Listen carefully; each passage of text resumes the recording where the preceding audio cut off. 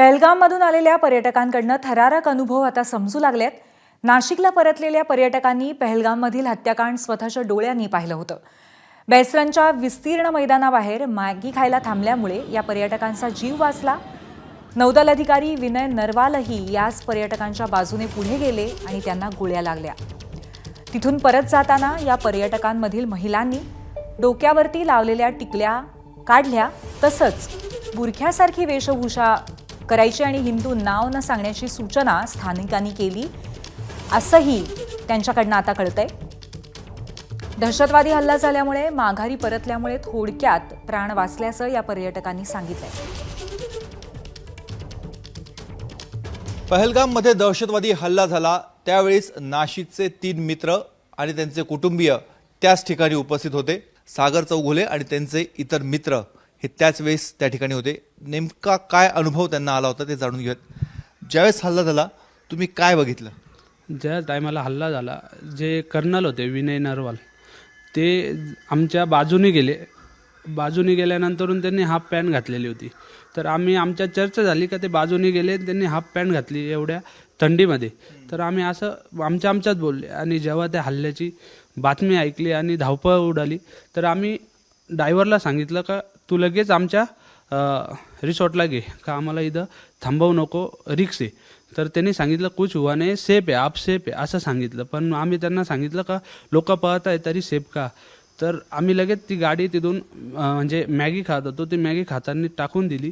तर आम्ही लगेच गाडीत बसलो, गाडी लगेच रिव्हर्स मारली. त्या धावपळीत आमची सुद्धा गाडी 2दा ठोकली. स्थानिक लोकांनी काही सांगितलं का? तुमचा ड्रायव्हर तुमच्या बरोबर होता, अजून कोणी गाईड असेल तर त्यांनी सांगितलं का नेमकी काय घटना घडते? नाही, कोणीच काही सांगितलं नाही आम्हाला. त्यांनी फक्त एवढंच सांगितलं की तुम सेफ हो. आणि पण त्यांच्या फोनमध्ये बोलताना ते त्यांच्या कोणाला तरी सांगत होते 2 जण दफन हुआ है, 2 जण दफन हुआ है. आम्ही तरी त्यांना म्हटलो काय झालंय नेमके आम्हाला सांगा. त्यांनी शेवटपर्यंत सांगितलं नाही. त्यांनी आम्हाला रिसॉर्टवर आमच्या गेल्यानंतरून आम्ही न्यूज बघितल्यानंतरून कळालं की आम्हाला तिथं अशी घटना घडली आणि आपण सुखरूप त्याच्यातून वाचलोय. एकूण काय परिस्थिती होती? ती धावपळ उडाली होती, खूप आरडाओरड सुरू होता. तुम्ही त्यावेळेस त्यानंतर काय केलं? आमचा 22 तारखेला पेलगाम येथे मुक्काम होता. आमचा शेवटचा स्पॉट तो त्या व्हॅलीला होता. तर आम्ही तिथं पार्किंगमध्येच आम्हाला असे विषय समजल्यामुळे आम्ही रिसॉर्टला तिथून आमच्या ड्रायव्हरला सांगून परत रिसॉर्टवर आलो. पण ती जी रात्र होती ती आम्हाला भयानक दृश्य दाखवणारी होती. आणि मग आमचे जे काही लोक ओळखीचे होते ते त्यांच्या मदतीने आम्हाला तिथं जेवण वगैरे या गोष्टीची व्यवस्था चांगली भेटली. मग आम्ही त्या दिवशी रात्री तिथं मुक्काम केला. परंतु तरी पण बाथरूमला जरी लेडीजला उठायचं तर तिघांना सोबत घेऊन किंवा मला पाणी प्यायचं या गोष्टीची मदत लागायची.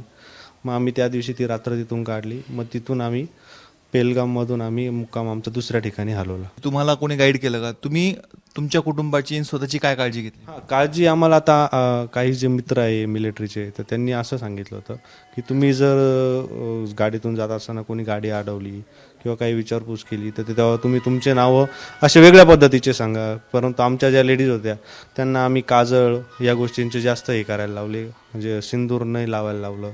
परत बुरखा घालायची पद्धत आम्ही त्यांना सांगितली, डोळ्यात सुरमा घालायला लावला, कानातले वगैरे या गोष्टीचं आम्ही त्यांना अवॉइड करायला लावलं. आणि या परिस्थिती जर आली तर त्यांना आम्ही त्यांचे धर्म बदलून नावं सांगायला आम्ही पण अशी तयारी ठेवलेली होती.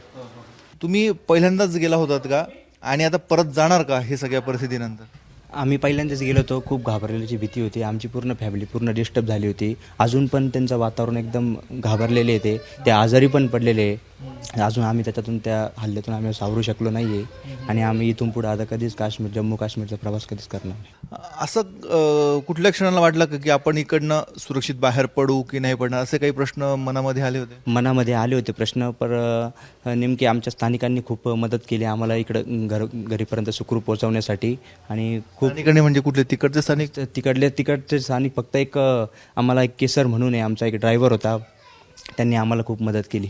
कॅमेरामॅन किरण कटारेसह मुकुल कुलकर्णी, एबीपी माझा, नाशिक. एबीपी माझा, उघडा डोळे बघा नीट.